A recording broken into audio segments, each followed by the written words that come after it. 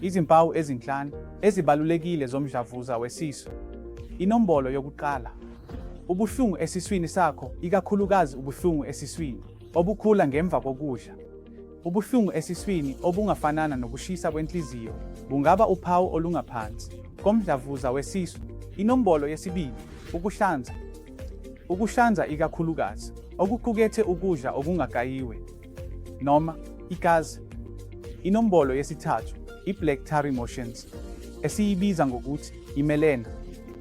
Inombolo yesine, ukuncipha kwesisindo okungachazeki, ikakhulukazi uma ulahlekelwe ngaphezu kwe-10 yesisindo somzimba wakho esikhathini esifushane sezinyanga ezintathu kuya kweziyisithupha.